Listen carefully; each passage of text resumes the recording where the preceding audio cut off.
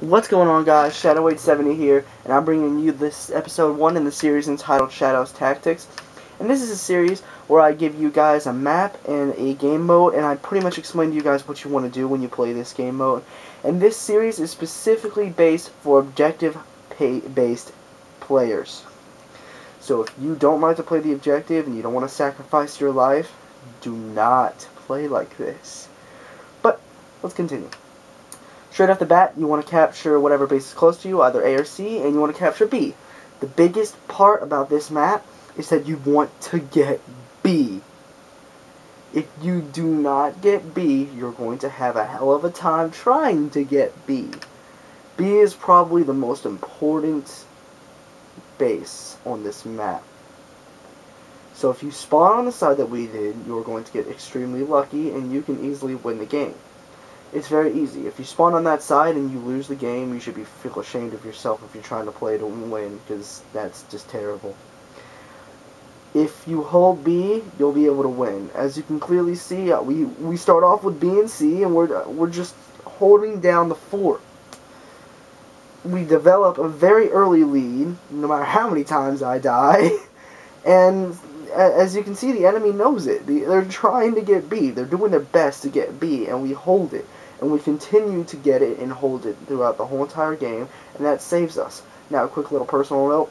I am a one-man army in this situation. I am a freaky...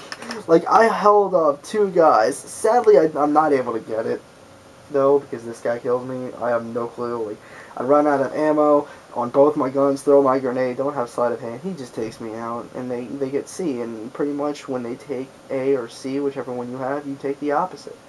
And you pretty much hold it like that. You gotta balance A and C, and then keep holding B. If you do that, you're going to win, and it's going to be extremely easy. I am a big domination person, so if you guys planning on playing domination, and you want to win the game, play it like this.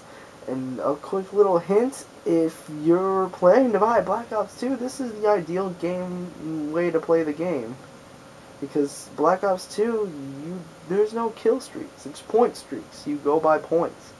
So if you want to get your big kill streaks, play like this and you'll be able to dominate. So pretty much, I mean, there's not a whole lot to it. I know I kind of ignored B here, but I had like 3 teammates over there, and I knew it was going to be fine. I wanted to make sure that we had A, because A is just I just wanted to hold A and make sure we had 2 bases. I really like consistency and making sure that we have all the bases that we need to have. And it's just how I roll. I kind of have like a knack for it. I'll sacrifice my life any day to win the game. And it's always good to have a player on your team who's trying to actually win the game and will sacrifice himself and yada yada yada. It's just a good thing. You know? I mean, I love winning. This is how it is.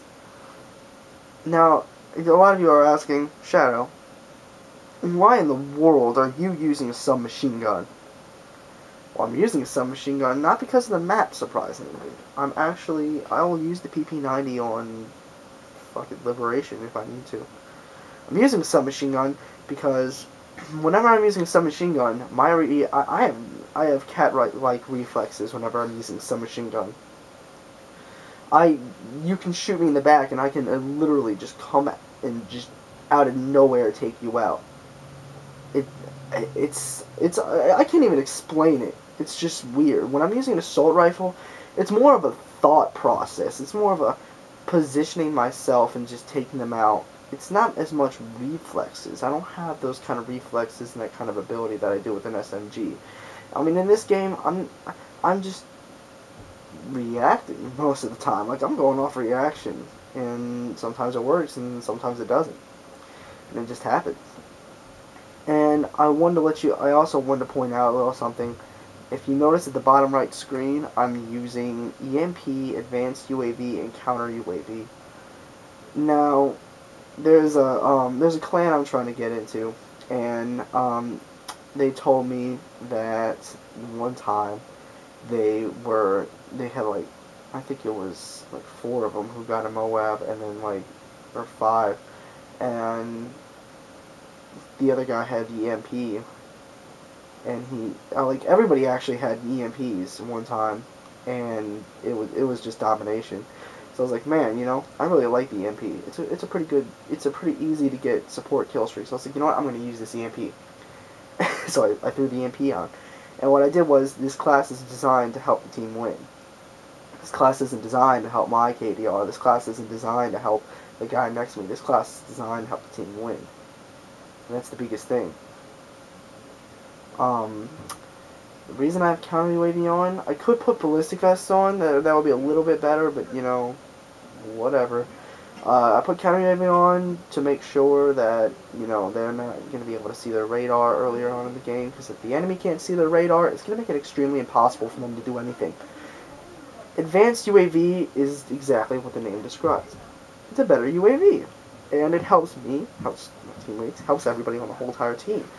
It extremely helps us, so why not put it on? And EMP is the son of a bitch. I've played against EMP before. It is a son of a bitch. If you're dominating, or you're on a kill streak, or you're, got a UAV out, and all of a sudden you pull out the EMP, they're just like, what the fuck, man? Because it's almost devastating to be EMP'd. It just feels like you're at a disadvantage no matter what. And that's what I mean by cat-like reflexes. You see, I was just running and all of a sudden, bam, I go like Exorcist style with my head and kill him.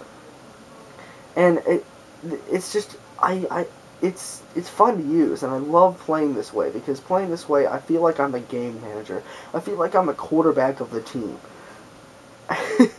If that makes any sense to you guys. I feel like I'm just quarterbacking the team to victory, and I'm doing all this stuff, and it's fun. I mean, it truly is. I don't care about my KDR, and I think not caring about my KDR makes Call of Duty 10 times funner.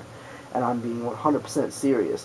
I mean, I don't care if my KDR is a 1.12 to a 0.89. If I have a 2-point win-loss ratio, I'm a boss. I can go for KDR if I need to. If I could hop into a team deathmatch and own. Now, another thing to point out. If any of you know where the fuck that guy came from, please comment, and please put a comment below and tell me where that guy came from, because I swear I shot everywhere on that little wall and he was nowhere to be found. I have no clue where the fuck that guy was. So if you guys could let me know, I would be greatly appreciated.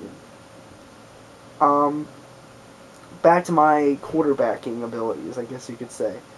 And whenever I'm using this class, it's truly fun. It's not like, when you play for KDR, you're extremely disappointed when you don't get a good KDR. Or if you're playing for Moab, you're extremely disappointed when you don't get a Moab. You're just like, oh man, fuck, or like the littlest things piss you off. When I'm playing the way I play right now, or I'm playing in this game, it doesn't bother me at all.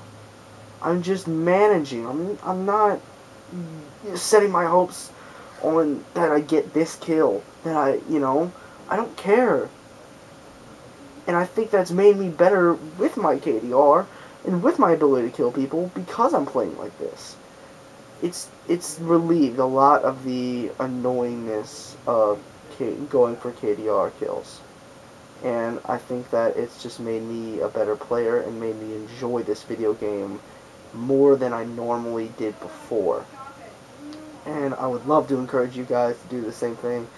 Call of Duty is going to be it would be extremely fun if everybody played like this, but I know that's not going to happen. You guys are going to go for your KDRs, your Moabs, your big kill streaks, but I'm telling you, one of these days, and it might end up being in Black Ops 2, playing like this will be the ideal way to play Call of Duty, and when that happens, it's going to be a hell of a time, because it is just extremely fun. I love it. Now, I do actually have a friend in this game. He's actually one of my closest friends in this game of the late. I mean, I met him like, I don't know, a couple months ago or something, and he's been really cool. And it turns out that, like, he's a big KDR guy. And I'm a big objective guy. So us being in the same game together, it's kind of a 1-2 punch, but it's also kind of hard to manage.